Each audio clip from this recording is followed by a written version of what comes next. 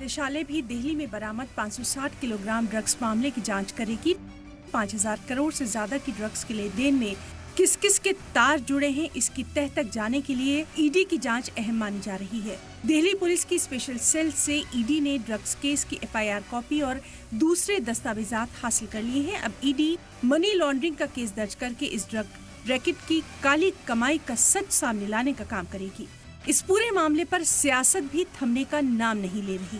560 kilo drugs के साथ गिरफ्तार अहम सरगना तुषार गोयल के साथ दीपेंद्र हुड्डा की तस्वीर को लेकर बीजेपी ने कांग्रेस से 3 सवाल पूछे थे। अब महाराष्ट्र के वाशिम में पीएम मोदी ने भी नशे के मुद्दे पर कांग्रेस को घेरा। पीएम मोदी ने कहा कि कांग्रेस ड्रग्स के पैसों से चुनाव जीतना चाहती है। भाइयों और बहनों, मैं महाराष्ट्र के लोगों को कांग्रेस की एक और करतूत बताना चाहता हूं।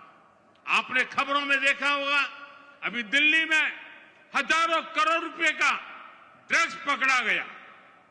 और देखिए दुख की बात, इस ड्रग्स रैकेट का मुख्य सरगना कौन निकला?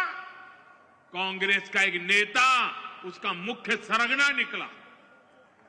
कांग्रेस युवाओं को नशे की लत में धकेलकर उस पैसे से चुनाव लड़ना और जीतना चाहती है। हमें इस खतरे से सावधान रहना है और दूसरों को भी सावधान करना है। हमें साथ मिलकर ये लड़ाई जीतनी होगी। नशे के मुद्दे पर वजीर दाखिला अमित शाह भी कांग्रेस को निशाने पर ले चुके हैं। अमित शाह ने कहा था कि जिस कांग्रेस के कारकुनान ड्रग्स के कारोबार में शामिल हैं, वो कांग्रेस देश को नशा मुक्त कैसे बनाएगी। अमित शाह का आरोप था कि कांग्रेस ने अपने दौरे इख्तियार में उत्तर भारत को नशा कारोबार का मरकज बना दिया था। 2 दिन पहले दिल्ली में 5600 करोड़ का ड्रग्स पकड़ा गया।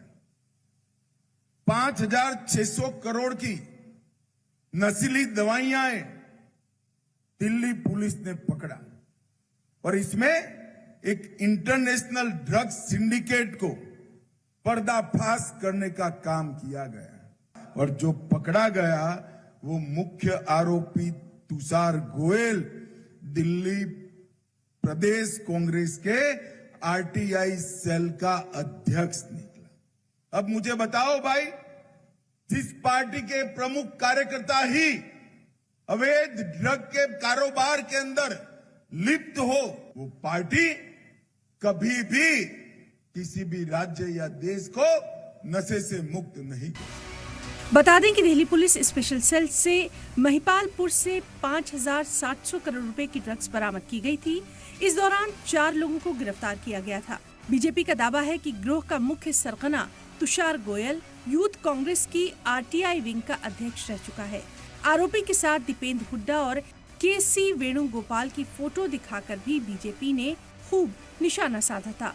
ब्यूरो रिपोर्ट, सलाम टीवी।